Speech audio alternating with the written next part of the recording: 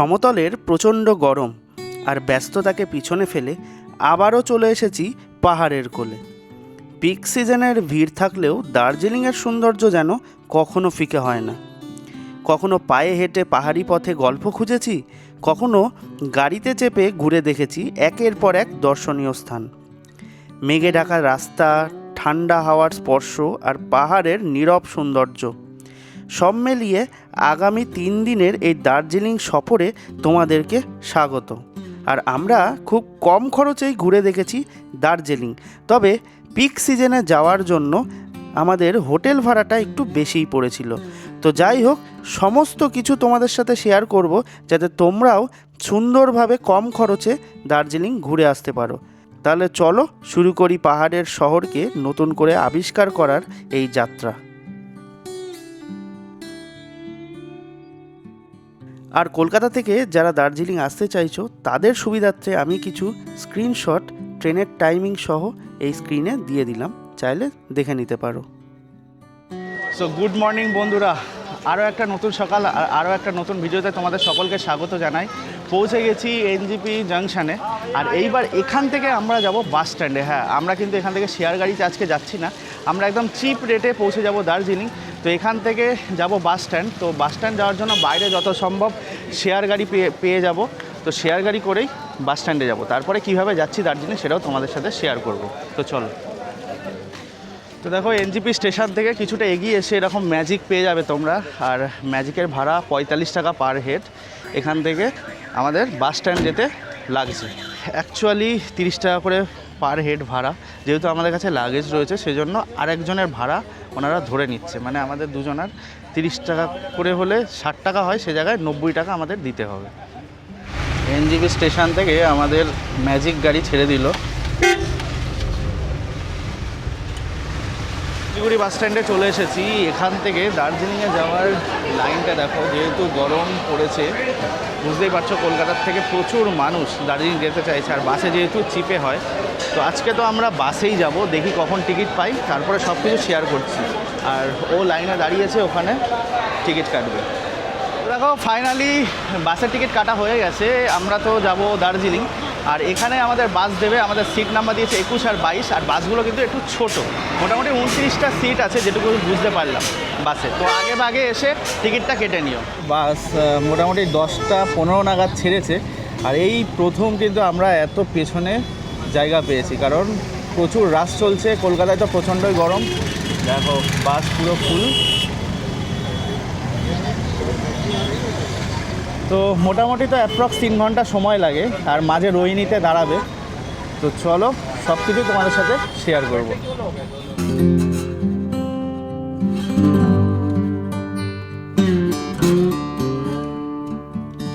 তো দেখো, এই সরকারি বাস রোহিণীতে একবার স্টপেজ দেবে, মানে কিছু খেতে চাইলে বা কিছু খাবার দাবার যদি তোমরা চাও খেতে পারো, এছাড়াও ওয়াশরুম রয়েছে। আর তারপরে আবার ডাইরেক্ট পৌঁছে যাবে দার্জিলিং। আর এখান থেকে আমরা ভেজ মোমো ট্রাই করব।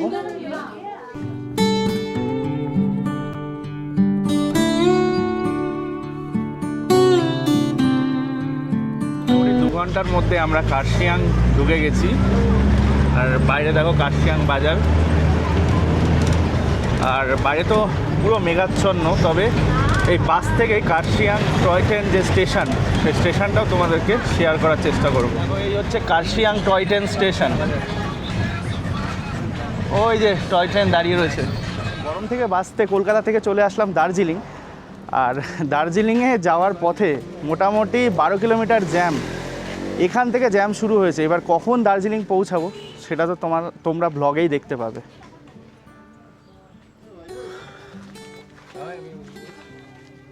দেখো, পুরো লাইন দিয়ে গাড়ি, এইদিকে গাড়ি, এদিকে। আমাদের বাসে কন্ডাক্টর, তা দাদার সাথে কথা বলে যেটুকু জানলাম মোটামুটি 5-6 দিন, মোটামুটি 1 সপ্তাহ এরকম চলছে, তাই তো? মানে বুঝতেই পারছো, যারা এখন দার্জিলিং আসতে চাইছো, মানে কলকাতার তো অত গরম, ওই গরম থেকে বাসতেই আসতে চাইছো, কিন্তু এই জিনিসগুলো মাথায় রেখে তবেই আসবে, কিন্তু প্রচুর জ্যাম পড়ছে। তো দেখো, অবশেষে আমরা মানে এই নিচে আসলাম বাসে করে, মানে দার্জিলিং পৌঁছালাম। এবার আবার হোটেল রুম খুঁজবো। আর অ্যাকচুয়ালি এখন যেহেতু রাশ, সেই কারণে একটু সময়ও লাগলো। প্রচুর সময় লাগলো, একটু না প্রায় 6 ঘন্টা লেগে গেল আমাদের নিচ থেকে এই দার্জিলিংয়ে আসতে। মানে সকাল 10টায় ছেড়েছিল আমাদের বাস, এখন প্রায় বিকেল দেখো 4টে বেজে গেছে। তো যাই হোক, রুম খুঁজি, সব কিছু তোমাদের সাথে শেয়ার করব, কোথায় রুম নিলাম।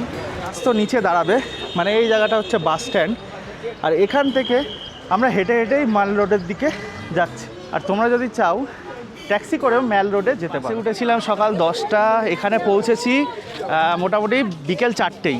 আর 4টেই পৌঁছানোর পর এখন দেখো কটা বাজে, 5টা 33, এখন রুম পেলাম। তো চলো কোন রুমে থাকছি আর রুমের রেটটা কি সেটাও তোমাদের সাথে শেয়ার করবো। ম্যাল রোডের এখানে এই যে এই টেরেসটা দেখতে পাচ্ছ, এটা একদম নতুন করেছে, এর আগে কিন্তু এসে দেখিনি। তো যাই হোক, চলো ম্যালের সাইড দিয়ে আবার এগিয়ে যাই। এই যে ওয়াইফের আবদার, এই পিক সিজনে আসবে, সেই কারণেই আর কি। জাস্ট এই ভিউটা আমার ওয়াইফ নেবে বলে এই পিক সিজনে আসলো, কি বলবো। সবে হ্যাঁ, ভিউটা অসাধারণ লাগছে, রেট সবেতেই বেশি যেহেতু পিক সিজন। দেখো এই হচ্ছে ম্যাল, কি ভালো লাগছে না? মানে বেশি টাকা খরচ করে ম্যালে আসার একটা অন্যরকম মজা বলছে। আর দেখো এই হচ্ছে ম্যাল। চলো, আর আমরা ঠিক এই ম্যালের সোজা যে রাস্তা বেরিয়ে যাচ্ছে ওখান দিয়ে রুম বুক করতে চলে এসেছি আমাদের এই যে হোটেল রোজ গার্ডেন, এখানে আজকে আমরা থাকবো। এই হচ্ছে রিসেপশন, এই দাদা রয়েছে, এখানেই আমরা রুম বুক করলাম। দাদা আমাদের কার্ড দিয়ে দেবে, আমি স্ক্রিনে দিয়ে দিচ্ছি। আমাদের তো আজ সারাদিন প্রায় মানে হোটেল খুঁজতে খুঁজতে আর দার্জিলিং আস্তে আস্তে সময় কেটে গেল। তবে অ্যাট দি এন্ড খুব সুন্দর একটা মানে হোটেল পেয়েছি। এই হোটেলের টেরেস থেকে খুব সুন্দর একটা ভিউ তোমাদের সাথে শেয়ার করি। দেখো, ওয়াও, দেখো ওইদিকে সানসেট হচ্ছে, যদিও এখন একটু মেঘলা রয়েছে, নাহলে এই সোজা কিন্তু কাঞ্চনজঙ্ঘা দেখা যায়। বেশ সুন্দর, বেশ সুন্দর। আর আমি তো 2 দিন রয়েছি, ভালো ভিউ থাকলে সেটাও তোমাদের সাথে শেয়ার করব। এটা কিন্তু নিচের দিকে আসতে হবে, আর নিচের দিকে এসে আমরা 104 নম্বর রুমটা বুক করেছি। দেখো এই হচ্ছে রুম,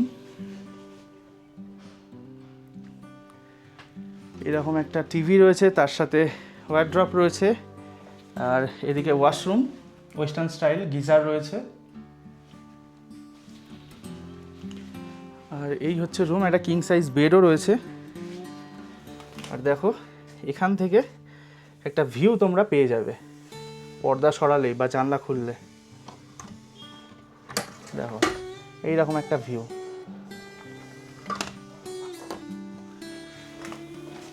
ফাইনালি আমরা তো ফ্রেশ হয়ে নিয়েছি, আর তোমাদের তো দেখালামই সারাদিন প্রায় কেটে গেল আসতে, প্রায় 6 ঘন্টা লেগেছে। তারপরে হোটেল রুম খুঁজতে খুঁজতে হয়রান।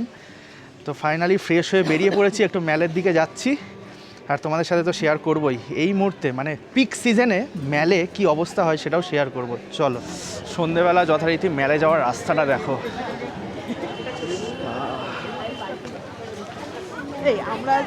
ফ্রেশ হয়ে কিন্তু আমরা বাইরে বেরিয়ে পড়েছি, ম্যাল রোডে যাচ্ছিলাম। তার আগে একটা দোকান থেকে মোমো খেয়ে নেবো। আর এই হচ্ছে দেখো 1 প্লেট ভেজ মোমো 50 টাকা নিয়েছে। মোমো খেলাম, মোমো খাওয়ার পর একটু ম্যাল রোডে এসেছি। আর ম্যালে তো একদম প্রচুর মানুষের ভিড়। দেখো এদিক দিয়ে মেঘ ভেসে আসছে, আর ম্যালে প্রচুর মানুষের ভিড়। এরই মধ্যে দিয়ে আমরা ঘুরছি। আর সত্যি কথা বলতে আজকে আমাদের সময় সম্ভবত ম্যাল রোডে, তার সাথে কেভেন্টার্সের ওদিকে একটু যাব, আর অল্প স্বল্প শপিং যদিও করে তাহলে শপিং করব। ম্যাল থেকে কেভেন্টার্সের দিকে আমরা হেঁটে যাচ্ছি, আর রাস্তায় যথেষ্ট ভিড় রয়েছে। তোমরা কিন্তু এই সমস্ত কিছু মানে জেনেই তবে পিক সিজনে আসবে। দেখো প্রচুর ভিড়।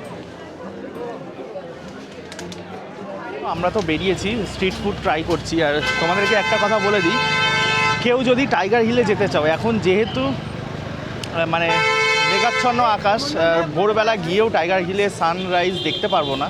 কিন্তু তোমাদের জন্য বলে দিই, কেউ যদি টাইগার হিলে যেতে চাও তাহলে এই যে হোটেল লুনার, যে এই যে হোটেল রয়েছে এর ঠিক অপোজিটে এরকম প্রচুর দেখবে 4 চাকা গাড়ি থাকবে। ভোরবেলা এখানে এসেই তোমরা শেয়ারে হোক বা বুক করে হোক টাইগার হিল পৌঁছে যেতে পারো। আর আমরা এখান থেকেই ইভিনিং স্ন্যাক্স ট্রাই করবো। একটু আগে তো মোমো ট্রাই করলাম, এখন আবার চাউমিন ট্রাই করছি। এই হচ্ছে কোয়ান্টিটি, 100 টাকা নিল। ডিনার করার সময় চলে এসেছে, তো ডিনার করব আজকে এই যে ধাবাতে।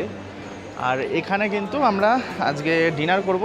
তো তোমরাও চাইলে কিন্তু এই দার্জিলিংয়ে এসে এই ধাবাতে তোমরা ডিনার করতে পারো। প্রাইস রেট ঠিকই আছে। ভেজ থালি দেখলাম 150 টাকা থেকে শুরু, এছাড়া এগ থালি নিতে পারো, চিকেন থালি, এছাড়া ফিশ থালি, সব কিছুই রয়েছে। তো চলো এবার ভেতরে যাই। তো দেখো ডিনার করতে চলে এসেছি এই ধাবা রেস্টুরেন্টে। আর ডিনারে আজকে 2টো থালি নিয়েছি। দেখো এদিকে পনির থালি রয়েছে, মানে যেটা ভেজ থালি, অথেন্টিক ভেজ থালি। তার সাথে দেখো একটা এগ থালি নিয়েছি। এগ থালি পড়েছে 180 টাকা, আর পনির থালি পড়েছে 150 টাকা। তো এই দিয়ে আজকে ডিনার করব। তো দেখো আজকে রাতে ডিনার কমপ্লিট। এবার আবার আমরা আমাদের হোটেলে ফিরে যাব।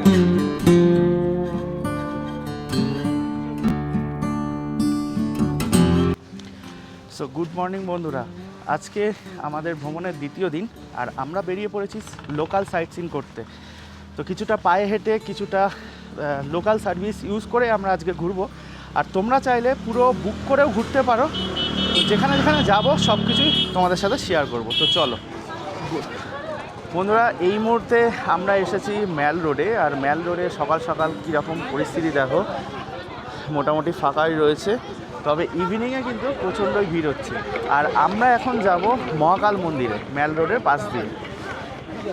আর এই হচ্ছে ম্যাল। দেখো ম্যালের ঠিক ডান দিকে, যে ডান দিক দিয়ে যে রাস্তাটা গেছে ওখান দিয়ে মহাকাল মন্দিরে যাওয়া যায়। তো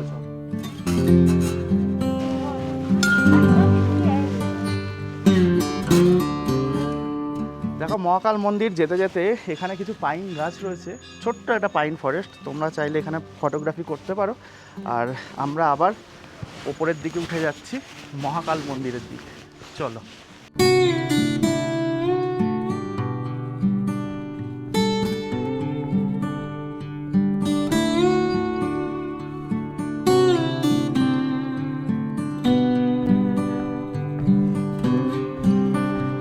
মহাকাল মন্দিরে তো চলে এসেছি।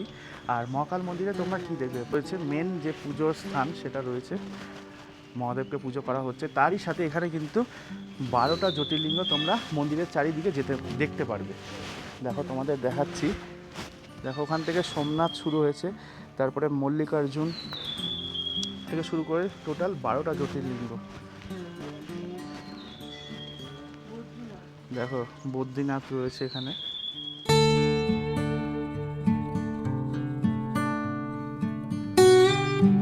দেখো বেনারসের ভিডিওতে তো তোমরা অনেক ভালোবাসা দিয়েছো, এখনও তোমরা সুন্দর সুন্দর কমেন্ট করো। এত সুন্দরভাবে মানে আমি চেষ্টা করেছি তোমাদেরকে শেয়ার করার ব্লগে।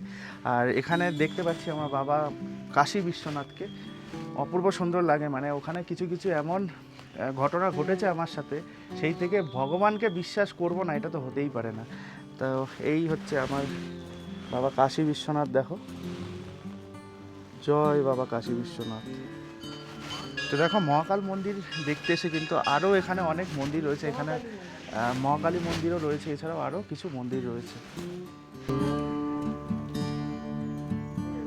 মহাকাল মন্দির তো দর্শন করা কমপ্লিট। এইবার আমরা আবার নিচের দিকে ফিরে যাব। মহাকাল মন্দির তো দর্শন করলাম। এরপরে সেন্ট অ্যান্ড্রিউস চার্চের পাশ দিয়ে যে রাস্তাটা, দেখো এই হচ্ছে সেন্ট অ্যান্ড্রিউস চার্চ। এই সেন্ট অ্যান্ড্রিউস চার্চের পাশ দিয়ে যে রাস্তাটা গেছে, ওই রাস্তা দিয়ে আস্তে আস্তে হেঁটে গেলে তোমাদের মোটামুটি HMI থেকে শুরু করে জু, তারপরে রোপওয়ে সবই এই রাস্তায় পড়বে। একটু হেঁটে যেতে হবে। আর আমরা চাইছি এই একটু হাঁটাচলা করেই ঘুরবো, কারণ এত গ্যাদারিং এখন দার্জিলিংয়ে যে গাড়িতে গেলেও কি অবস্থা হবে দেখো, দেখাচ্ছি। দেখো পুরো গাড়ি জ্যাম।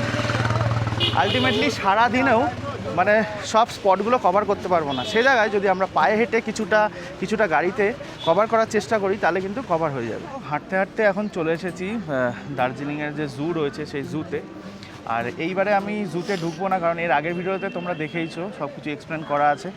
আর জুর ভেতরে কি রয়েছে আর জুয়ের টিকিট প্রাইস, হ্যাঁ জুয়ের টিকিট প্রাইস হচ্ছে 110 টাকা পার হেড।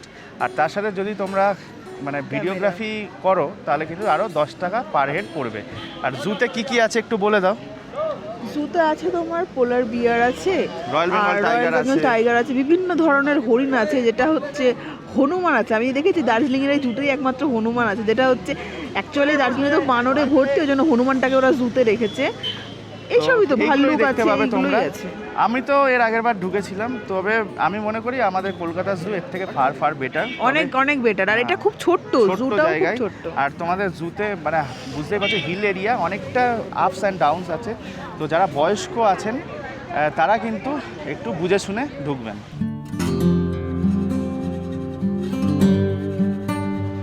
আর দেখো জুয়ের টিকিট কাটলে আরও একটা ব্যাপার ভেতরে রয়েছে HMI, যেখানে কিন্তু বিভিন্ন রকম তোমরা রাইড করতে পারো। রাইড বলতে অ্যাকচুয়ালি মাউন্টেনিয়ারিংয়ের জন্য যে যে জিনিসগুলো ব্যবহার হয়, তোমরা জিপ লাইন করতে পারো, তার সাথে আরও কিছু কিছু অ্যাক্টিভিটিস রয়েছে, সেগুলোও তোমরা করতে পারো। তবে হ্যাঁ, সেগুলোও কিন্তু আবার এক্সট্রা চার্জেস পড়বে। তো দেখো পায়ে হেঁটে ঘোরার মজা কিন্তু আলাদা। মানে এই পায়ে হেঁটে যাচ্ছি আবার রোপওয়ের দিকে, তারই মাঝে মনে হলো সকালে ব্রেকফাস্ট করব। দেখো গরম গরম ম্যাগি নিয়ে নিয়েছি, তো এটাই ব্রেকফাস্ট করব, তারপরে রাস্তায় যা পাবো খাবো। বেশ সুন্দর ঘোরাঘুরি করছি। তোমরাও চাইলে কিন্তু এইভাবে দার্জিলিংকে এক্সপ্লোর করতে পারো পায়ে হেঁটে। আর আমরা সম্পূর্ণ পায়ে হেঁটে ঘুরবো না, যেগুলো কাছাকাছি রয়েছে পায়ে হেঁটে ঘুরছি, তারপরে গাড়ি করেও কিছুটা ঘুরবো। দেখো আমরা তো হেঁটে হেঁটে রোপওয়ের দিকে যাচ্ছিলাম, আর হেঁটে হেঁটে গেলে বেনিফিট কি জানো, দেখাচ্ছি। দেখো এইরকম একটা সুন্দর ভিউ পেয়ে গেলাম, অপূর্ব সুন্দর লাগছে। দেখো কি সুন্দর, আস্তে আস্তে ক্লিয়ার হচ্ছে আকাশ, মেঘ সরে যাচ্ছে, আর ভ্যালিটা দেখো। দার্জিলিং ঘুরছি, আর দার্জিলিং ঘুরতে ঘুরতে রোপওয়ের কাছে চলে এসেছি। আর রোপওয়ের এইখানে একটা স্কুল আছে জানো তোমরা, নর্থ পয়েন্ট স্কুল। এখানে কিন্তু মেহুনা, তারপরে বরফি, এই সমস্ত সিনেমার শুটিং হয়েছে। চলো তোমাদের সাথে শেয়ার করি। আর স্কুলটা সত্যিই খুবই সুন্দর।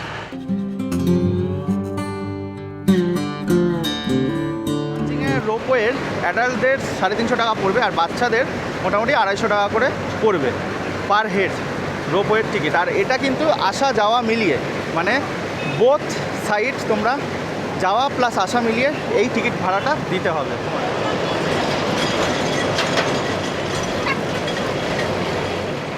দেখো দার্জিলিংয়ের রোপওয়ে কিন্তু এখান দিয়ে যাবে, একটা টি স্টেট রয়েছে ওখানে নামাবে। কিছুক্ষণ তোমরা ঘোরাঘুরি করে আবার একটা রোপওয়ে ধরে তোমরা ফিরে আসতে পারো। তো চলো, রোপওয়ে তো এখন যা লাইন দেখো, প্রচণ্ডই লাইন। তো এই লাইন দিয়ে যদি রোপওয়ে চড়ি, তাহলে আজকে আর অন্যান্য সাইট সিন তোমাদেরকে দেখাতে পারবো না। সেই কারণে রোপওয়েটা তোমাদের সাথে শেয়ার করলাম, তার সাথে কত টিকিট প্রাইস সেটাও শেয়ার করলাম। এবার আবার নিচে নেমে যাব। তো চলো নেক্সট স্পটের দিকে যাওয়া যাক। আবার দার্জিলিংয়ে এসেছি, মোমো তো চলবেই সারাদিন। দেখো এখান থেকে একটা দোকান থেকে মোমো নিয়ে নিয়েছি, 50 টাকা পার প্লেট বললো। সারাদিনই মোটামুটি ম্যাগি মোমো এসব খেয়েই আমরা ঘুরতে থাকবো। আর যা জ্যাম, পায়ে হেঁটে ঘোরাই আমি মনে করছি মানে বেটার। ঘুরতে আবার চলে এসেছি হ্যাপি ভ্যালি টি স্টেট। হ্যাপি ভ্যালি টি স্টেট যেটা রয়েছে, এখানে কিন্তু তোমরা অবশ্যই এসো, খুব সুন্দর লাগবে। পুরো চা বাগান রয়েছে, আর এখানে কিন্তু একটা মিউজিয়ামও রয়েছে। তোমরা চাইলে কিন্তু ওই মিউজিয়ামেও ঘুরে দেখতে পারো।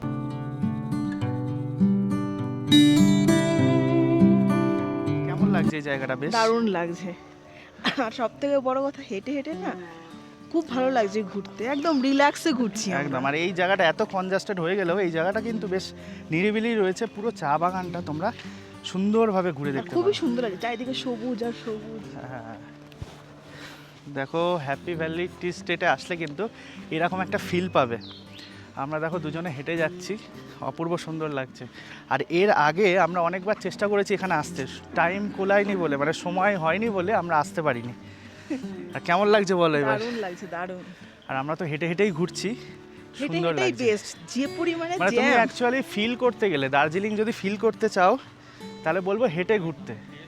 আর সবাই তো সবার পক্ষে সম্ভব হয় না, হ্যাঁ, ওটাই তো হচ্ছে সেই কথা। কারণে কিছু কিছু জায়গা স্পট আছে যেগুলো গাড়ি করে ঘুরতে হবে, বাদ বাকি তোমরা হেঁটেই ঘুরতে পারো।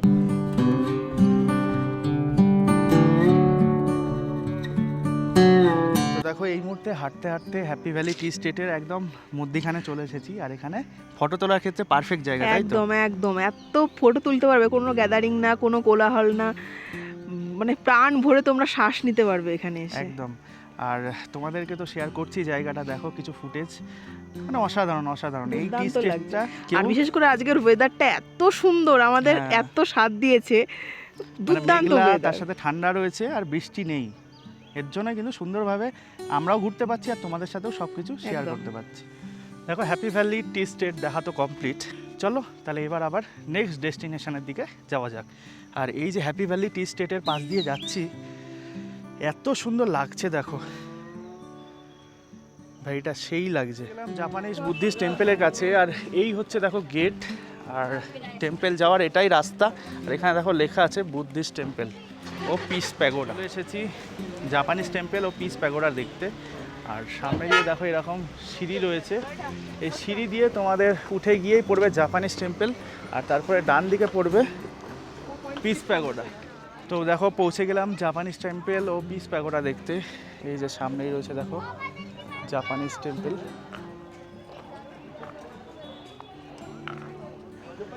আর ঠিক এর ডান দিকে রয়েছে পিস প্যাগোডা।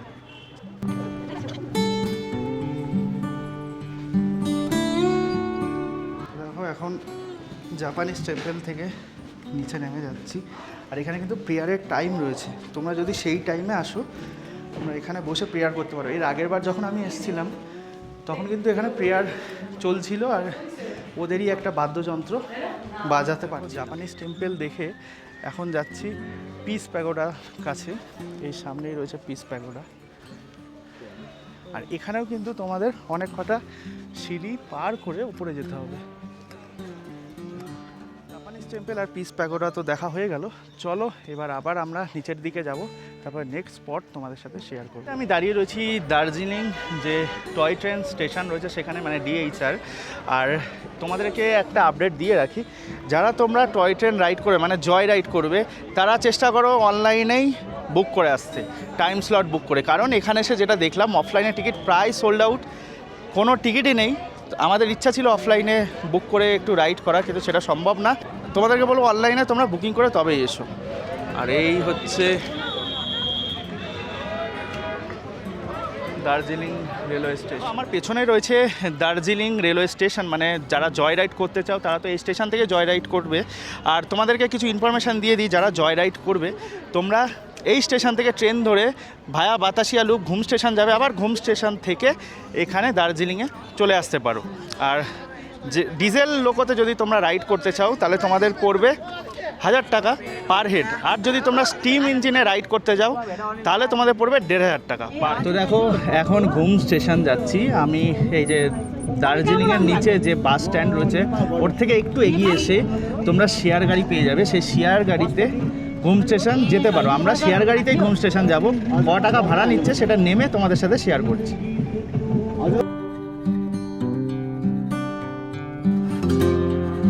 দাঁড়িয়ে রয়েছি ভারতবর্ষের সবচেয়ে উচ্চতম রেল স্টেশনে, হ্যাঁ মানে ঘুম স্টেশনে। আর এই ঘুম স্টেশন সমুদ্রপৃষ্ঠ থেকে প্রায় 7407 ফুট উঁচুতে অবস্থিত। এটাই কিন্তু ঘুম স্টেশন।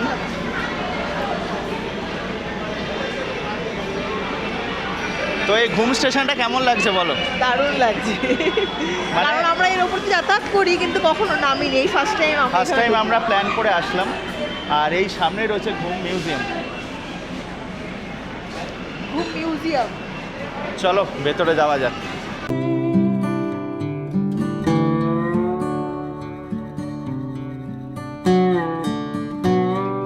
দেখো ঘুম স্টেশনের ওপরে চলে এসেছি, আর এখানে রয়েছে ঘুম মিউজিয়ামও। দেখো কি সুন্দর লাগছে, দেখো ছোট স্টিম ইঞ্জিন, কি সুন্দর। এখানে দেখো দার্জিলিং রয়েছে। দেখো এখন মিউজিয়াম থেকে বেরোচ্ছি, আর এই হচ্ছে দেখো ঘুম স্টেশন, তার উপর দিয়ে একটা ছোট্ট ব্রিজ। চলে এসেছি একদম ঘুম মোনাস্ট্রির সামনে। তো চলো ভেতরে ফুটেজ তোমাদের সাথে শেয়ার করি, যদি ভেতরে ফুটেজ অ্যালাউ থাকে তো। দেখো ঘুম মোনাস্ট্রি দেখা হয়ে গেল, এইবার লাস্টে আমরা যাব বাতাসিয়া লুপ। তবে যেটুকু গুগল থেকে জানতে পারলাম বাতাসিয়া লুপ 5টায় বন্ধ, এখন অলরেডি দেখো 5:30 বাজে। তবে যেহেতু পিক সিজন খোলাও থাকতে পারে, তো চলো যাওয়া। চলে এসেছি বাতাসিয়া লুপ, আমাদের এটা লাস্ট পয়েন্ট। আর অ্যাকচুয়ালি বাতাসিয়া লুপ গুগলে দেখাচ্ছিল 5টায় ক্লোজ, কিন্তু এখানে এসে দেখলাম সন্ধ্যে 7টায় ক্লোজ, মানে আমাদের লাকটা খুবই ভালো। তো ও টিকিট কাটছে, দেখো এই হচ্ছে বাতাসিয়া লুপে এখন ঢুকবো। এটা কিন্তু একটা ওয়ার মেমোরিয়ালও বটে। আর দেখো এই বাতাসিয়া লুপের এই নিচ দিয়ে কিন্তু ঘুরতে ঘুরতে টয় ট্রেন ওপরে ওঠে। বেস্ট টাইমে আমরা আসছি, মানে একদম। সানসেট, এখান থেকে এত সুন্দর সানসেট দেখা যায়। তো যাই হোক, চলো। আজকে ভগবান আমাদের সাথে সাথ দিয়েছে আর সারাদিন বৃষ্টিও হয়নি। দেখো কি সুন্দর, ওয়াও। দুর্দান্ত লাগছে। ভাইদের সাথে দেখা হয়ে গেছে। এই ভাইদের সাথে কিন্তু পুরো শিলিগুড়ি থেকে দার্জিলিং এসেছি বাসে, তারপরে সাইট সিন করছিলাম হেঁটে হেঁটে, তখনও দেখা হয়েছে, আবার দেখা হয়েছে। আর এইবার তো ব্লগে নিতেই হবে। ভাই সাহেব কাহা সে হো আপ লোগ? मैं वैशाली बिहार से हूँ भैया। मैं अच्छा। उत्तर प्रदेश लखनऊ से हूँ भैया। वाह। और मैं भी वैशाली बिहार से हूँ। तो कैसा लगा बहुत दार्जिलिंग? यहाँ बढ़िया, बहुत बहुत अच्छा बढ़िया लगा। लगा। वहाँ इतना लखनऊ में गर्मी होता था 42 टेम्परेचर। हाँ, यहाँ कोलकाता तो- में भी। हाँ, यहाँ एकदम ठंडा ठंडा लग रहा है, एकदम चिल्ड एकदम। দেখো এই মুহূর্তে স্টিম ইঞ্জিন আসছে, ওয়াও।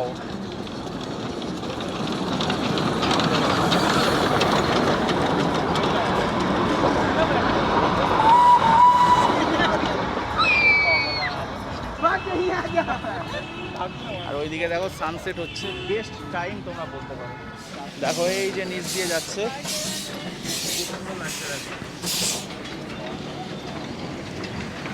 Steam engine. দেখো এই সাইড দিয়ে চলে গেল। তো তোমাদের বলছিলাম বাতাসিয়া লুপ কিন্তু একটা ওয়ার মেমোরিয়ালও বটে। দেখো এই যে ওয়ার মেমোরিয়াল, এখানে ইন্ডিয়ান ফ্ল্যাগ রয়েছে। ও সত্যি বলছি, যদি সানসেট টাইমে বাতাসিয়া লুপ আসো না, পুরো এই জায়গাটা প্রেমে পড়ে যাবে, এত সুন্দর লাগছে। এই প্রথমবার কিন্তু দার্জিলিংয়ের অথেন্টিক যে ড্রেস সেটা ট্রাই করব। আর পার পার্সন কিন্তু 50 টাকা করে নেয়। তো যাই হোক, ও অলরেডি দেখো শুরু করে দিয়েছে সাজা, এরপরে আমিও সাজবো। দিনের আশা ছিল যে এরকম সাজবো ট্র্যাডিশনাল। এই যে কীরকম লাগছে বলো? ভালো লাগছে, বেশ ভালো লাগছে, অন্যরকম লুক। আর আর এ- সব সময় কিন্তু হ্যাঁ। হয়ে ওঠেনি এতদিন, আজকে হলো, ভালো লাগছে। আর এটাই কিন্তু একদম অথেন্টিক দার্জিলিংয়ের ট্র্যাডিশনাল যে ড্রেস, সেই ড্রেস। তো এটাও ট্রাই করলাম, সানসেট হচ্ছে, আমাদের কিন্তু খুবই সুন্দর লাগছে। আর এখানে কিছুটা ঘোরাঘুরি করব, টাইম স্পেন্ড করব, তারপরে কিন্তু আবার ফিরে যাব ম্যালের দিকে। বাতাসিয়া লুপে আসলে তোমরা কিন্তু এরকম বাইনোকুলার পেয়ে যাবে, যাতে দূরের পাহাড়টা খুব সুন্দরভাবে দেখতে পাও। আর ওইদিকে সানসেট হচ্ছে, দেখো কি সুন্দর লাগছে। দেখো 50%।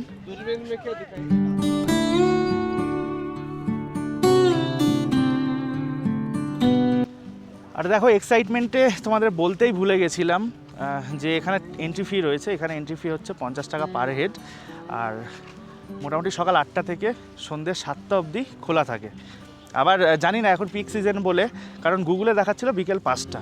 আর সানসেট টাইমটা কিন্তু সেই লাগে, আমরা সানসেট টাইমেই এসেছি। আর এবার আবার বেরিয়ে পড়বো। দেখো ঘোরাঘুরি করে, মানে বাতাসিয়া লুপ থেকে একটু ম্যালে গেছিলাম, ম্যাল থেকে এসে এবার ডিনার করব। আর ডিনার করে আমরা ফিরে যাব আমাদের হোটেলে। আর আজকের মতো আমাদের ঘোরাঘুরি শেষ। আর কালকে তো সকাল সকাল বেরোতে হবে, কারণ এখানে প্রচুর জ্যাম পড়ছে। ডিনার আমাদের কমপ্লিট, একটু ম্যালে এসেছিলাম, ম্যাল রোডে একটু ঘোরাঘুরি করলাম। এবার চলে যাব হোটেলে, তোমাদের সাথে ডাইরেক্ট কথা হবে কালকে সকালে। গুড মর্নিং বন্ধুরা, শুভ সকাল। আর আজকে আমাদের ভ্রমণের লাস্ট ডে, মানে আজকে আমরা বেরিয়ে যাব। যদিও ট্রেন অনেক পরে, অনেক আগে বেরোতে হচ্ছে, কারণ পিক সিজনে এসেছি। দেখো এখন টাইম সকাল 6:38। কোনো দিন এত ভোরে মানে হোটেল থেকে চেক আউট করে বেরোয়নি, কিন্তু এইবারে বেরোতে হচ্ছে, কারণ দার্জিলিংয়ে প্রচণ্ড ভিড়, তার সাথে প্রচণ্ড জ্যাম হচ্ছে। তো যাই হোক, আশা করছি এই সম্পূর্ণ ভিডিওটা তোমাদের ভালো লেগেছে। তো যদি ভালো লেগে থাকে লাইক শেয়ার কমেন্ট করতে ভুলো না। আর চ্যানেলটা তো অবশ্যই সাবস্ক্রাইব করে রেখো এরকমই আরও ইনফরমেটিভ ভিডিও পাওয়ার জন্য। তো দেখা হচ্ছে নেক্সট ভিডিওতে।